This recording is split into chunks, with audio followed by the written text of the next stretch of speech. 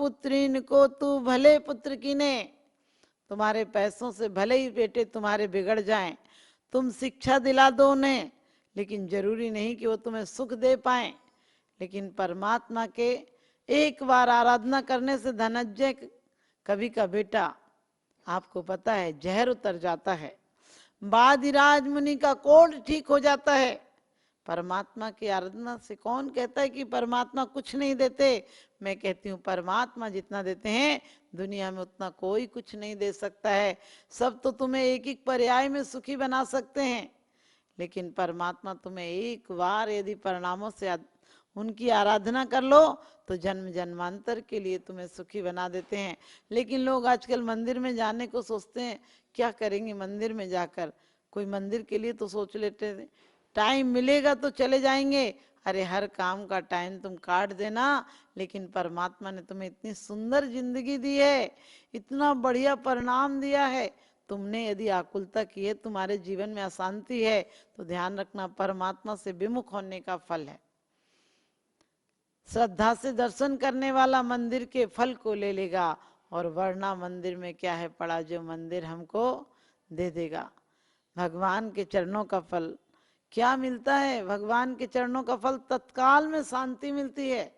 यदि आज तक हमने भगवान के चरण सच्चे दिल से पूजे नहीं है, जो पूज लेते हैं तो नीर हो जाता है, अग्नि भी नीर हो जाती है। सोच कर देखो, क्योंकि एक आस्था और श्रद्धा सबसे ज्यादा हो।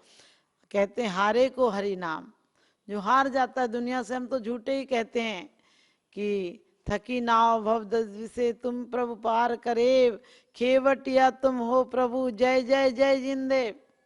ध्यान रखना, हम कहते हैं भगवान से थकी नाव भव से, कहाँ थके हो तुम? घर के काम के लिए नहीं थकते हो, परिवार के लिए, व्यापार के लिए लोग कब थकते हैं? क्योंकि कहते हैं श्रद्धा से दर्शन करने वाला, श्रद्धा से दर्शन करने वाला मंदिर के फल को ले लेगा, और वरना मंदिर में क्या है पड़ा जो मंदिर हमको दे देगा। सब कुछ तुम्हारा दिया हुआ है मंदिर में, लेकिन जो देने के बाद तुम्हें मिलता है वो बहुत अनमोल है। दौलत कोई उसका मुकाबला नहीं कर सकती है, क्योंकि वो तुम्हें जो सुख देगा वो संसार में श्रेष्ठ सुख देगा। भगवान के भक्त को एक से एक पद मिलते हैं, क्योंकि कहते हैं स्वर्गन के सुख भोग के पावे मोक्ष निधान। भगवान निदान यानी निश्चित मोक्ष जाता है, जब तक संसार में रहता है संसार के श्रेष्ठ सुखों का भोक्ता बनता है, और स्वर्ग में जाता है तो देवादिदेव बनता है, यानी देवों का भी अधिपति बनता है। और बाद में आकर देवादिदेव चरणे परिचरणम सर्व दुख निर्वहणम, यानी देवादिदेव हो जाता है। तो भगवान की आराधना उपासना करने से ऐसी ही प्रतिमाएं थी। मैना सुंदरी ने अभिषेक का जल कोढ़ियों पर डाला तो कामदेव हो गए, क्योंकि उन्हें पता था कि इससे बड़ा और कोई उपचार कहीं हो ही नहीं सकता है। परमात्मा की आराधना तो जन्म मरण के रोग को दूर कर देती है। ये शारीरिक रोग दूर हो जाएं तो क्या बड़ी बात है। तो आप ध्यान रखना, कहते हैं जो प्रभु भक्ति करत हैं, जो प्रभु पूजा करते हैं, वे नर इंद्र समान, और मनुज मजूरी देते हैं, क्यों न दे तो भगवान। मनुष्य भी जब मजूरी देता है अपने सेवक को, एक अमीर आदमी बना देता है, लेकिन कहते हैं एक जिनेंद्र देव होते हैं जो अपने भक्त को भक्त ही नहीं भगवान भी बना देते हैं।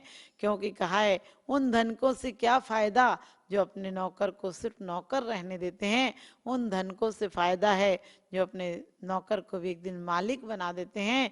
और मोक्ष मार्ग के नेता तो ऐसे ही हैं जिनकी आराधना करने वाले को एक दिन स्वयं मोक्ष का अधिपति बना देते हैं, मालिक बना देते हैं।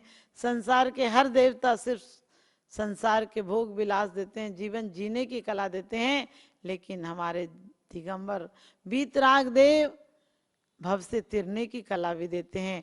एक व्यक्ति नाव पार करना थी, नाव से उसे नदी पार करना थी, तो नाविक से पूछा कि क्या लेता है? उसने कहा बस बाबूजी 1 रुपया लेता हूँ, नाव पार करा देता हूँ। पढ़ा लिखा बंदा था, कहने लगा 1 रुपया लेकर कैसे गुजारा चलता है?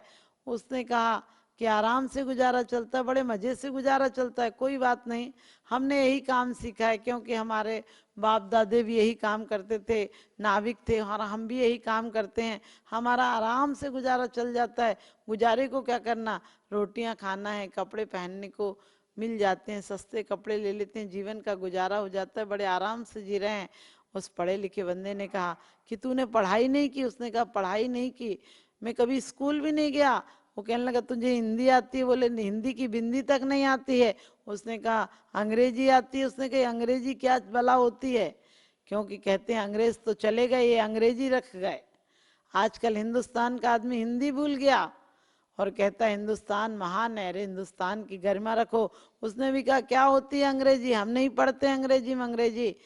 और वो व्यक्ति घमंड से कहने लगा, पढ़ा लिखा व्यक्ति कहने लगा, धत तेरी के, तेरे बाप ने तेरी आधी जिंदगी पानी में खराब कर दी, तेरा बाप भी बेवकूफ था।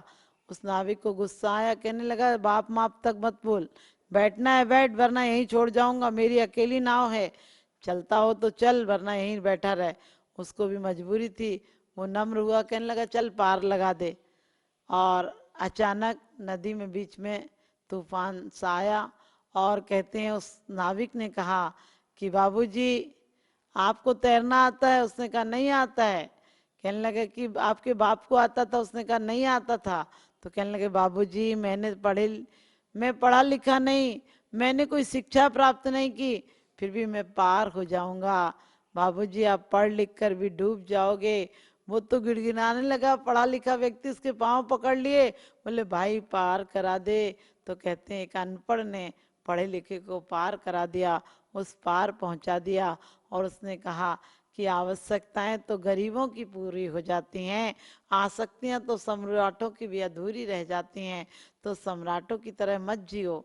और आवश्यकता सबकी पूरी हो जाती हैं, और जो आवश्यकताओं को पूरी कर दे वो भी परमात्मा की आराधना के लिए साधक बन सकता है। तो हम भगवान की पूजा करके, क्योंकि बड़ी अच्छी बात कही है कि दानम पूजा मुखम न साव्या तेण विना, कि वास्तव में दान और पूजा श्रावक का मुख्य कर्तव्य है। हम आज दान और पूजा से विमुख हो गए हैं।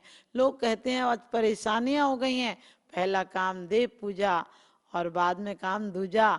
लेकिन आजकल का आदमी देव पूजा छोड़कर पहले पेट पूजा करने लगा, बैठी लेने लगा, बिना मुंह धोए मुंह में डाल लेता है, सोता है तब तक कुछ खाता है। और इस प्रकार से भगवान का भजन उसकी जुबान पर कभी नहीं आता है। और जुबान पर भजन नहीं आएगा तो ध्यान रखना तुम्हें जीवन का भोजन भी नहीं मिल पाएगा, क्योंकि सच्चा भोजन तो भगवान की आराधना है। तो आप आराधना और उपासना करें। भगवान की पूजा नहीं आती हो तब भी सामान्य तौर से जैसी आती हो वैसी कर लेना, क्योंकि परमात्मा तो भावों की पूजा पर भी बहुत ध्यान देता है। और आप लोग भाव पूजा के मतलब ये मत सोच लेना कि आप द्रव्य लेकर नहीं जाओ, अरे द्रव्य दूसरों की मत चढ़ाना। जब दूसरों के खाए भोजन से आपका पेट नहीं भरता है तो आपकी लोभ कसाय कम होती है, और लोभ कसाय कम होने से तुम्हारा संसार घटता है, तुम्हारे संसार के बंधन टूटते हैं। इसलिए अपने घर से बड़ी उपासना से, बड़े प्रेम से आप गिफ्ट भी देते हो, किसी को अपने हाथ से देते हो, फिर परमात्मा के दरबार में खाली हाथ क्यों चले आते हो? यदि खाली हाथ आओगे, आप रिश्तेदार के यहाँ भी खाली हाथ जाओगे तो वो आपसे रिश्ता नहीं रखेगा। फिर तीन लोग के नाथ के सामने खाली क्यों चले आते हो? लोग सड़ी चीजें, कम पैसे वाली चीजें मंदिरों में चढ़ा देते हैं, फटा नोट चढ़ा देते हैं। अरे फटे नोट मत चढ़ाना, वरना तुम्हारे भाग्य फूट जाएंगे, भाग फट जाएंगे जैसा चढ़ाओगे। एक व्यक्ति का बच्चा बीमार था, तो मैंने कहा क्या बात है बच्चा बीमार है? बोले बस भगवान तो ध्यान ही नहीं देता।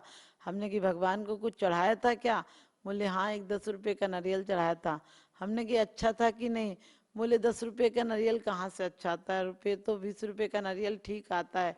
हमने सोचा भगवान को क्या मतलब नारियल से, नारियल तो नारियल होता है, इसलिए हमने थोड़ा सड़ा सा नारियल चढ़ाया था। हमने कि जैसा नारियल चढ़ाया था वैसा ही बेटा है, ध्यान रखना तुम्हारा बेटा भी सड़ा गला सही है। इसलिए परमात्मा की पूजा में कभी आलस मत करना, प्रभु भक्ति में आलसी और खाने में होशियार और तुलसी ऐसे मनुष्य को बार बार धिक्कार। और कहते भी हैं कि तुलसी जी कहते हैं कि तुलसी जग में आए के, तुलसी जग में आए के कर लीजिए दो काम, और देवे को टुकड़ा भला, लेवे को प्रभु नाम, लेवे को प्रभु नाम। तो आप सभी प्रभु का नाम लें और वो टुकड़ा नहीं, प्रभु भक्ति का एक बार भोजन कर लें, आत्मा तृप्त हो जाएगी, आत्मा जन्म जन्म की क्षुधा से ऊपर उठ जाएगी। इन्हीं शुभ भावनाओं के साथ आपकी क्षुधा शांत हो, आपकी भी आकांक्षाएं सीमित हों, तो आपके जीवन में जितना है उसमें आप आनंद से जी सकेंगे। तो आप सबको भक्ति का आनंद मिले, भक्ति रस में डूबें और जो आज तक कामनाओं के जहर में डूबे उससे बाहर निकलें और भगवान सच्चे खेवटिया बनाए भगवान को, ताकि हमें भव दधि पार लगा दें।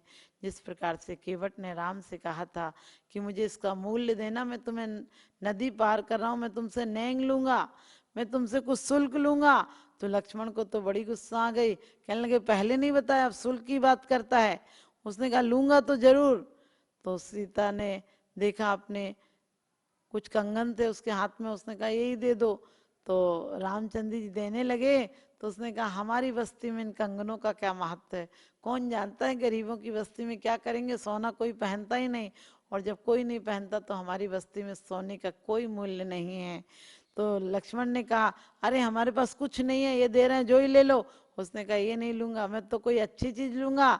और जैसे ही किनारे पर आए तो खीवट ने कहा कि एक वचन दो। उनने कहा क्या वचन दो? कहने लगे मैंने तुम्हें नदी से पार लगाया है, तुम मुझे भव से पार लगा देना। तो भगवान से एक ही बात कहना है कि मैंने तुम्हें पूजा की है, तुम एक दिन मुझे पूजा करते करते अपने पद पर आसीन कर देना। वही पद चाहिए, निज पद दीजिए मोए, भगवान का निज पद चाहिए। और भगवान का जिन पद की पूजा करने से निज पद की प्राप्ति होती है।